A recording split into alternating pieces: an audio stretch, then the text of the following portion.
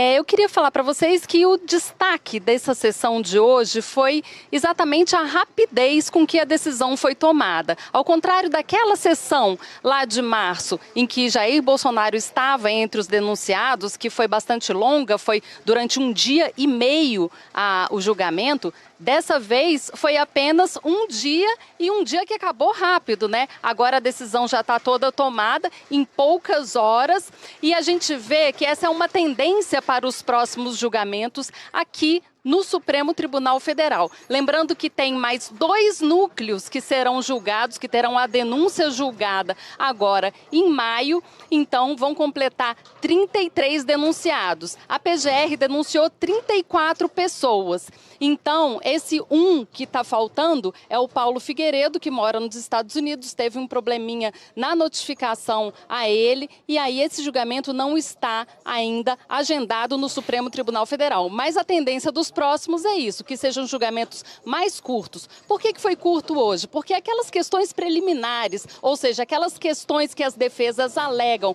para anular o procedimento antes mesmo da ação ser aberta, isso já tinha sido discutido lá naquela primeira sessão do Supremo Tribunal Federal, a sessão de março. Então, como a discussão já tinha sido feita aqui no STF, os ministros aproveitaram o mesmo entendimento que eles tinham tido um mês atrás para poder dar o mesmo entendimento nesse caso de agora no Supremo Tribunal Federal.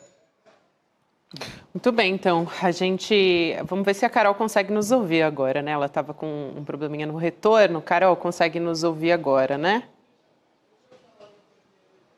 Consigo ouvir. Agora sim, então tudo bem. Carol, a gente falava também sobre a previsão, né, do julgamento do dia 20 e 21 de maio. A primeira turma deve analisar o próximo núcleo que vem por aí, o núcleo 3, e a maior parte dessas pessoas, né, desses integrantes do núcleo 3, são militares. A tendência é a gente ter novamente um 5-0, unanimidade por parte dos ministros da primeira turma?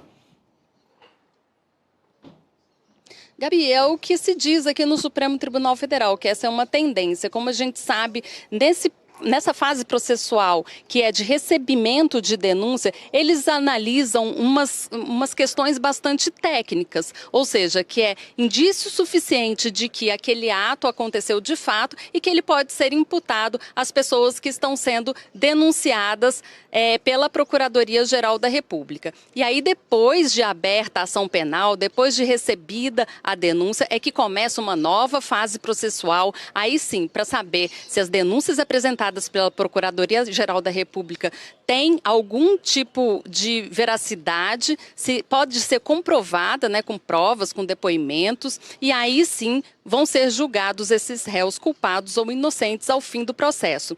A expectativa aqui no Supremo Tribunal Federal é que o julgamento final desses réus ocorra depois de outubro.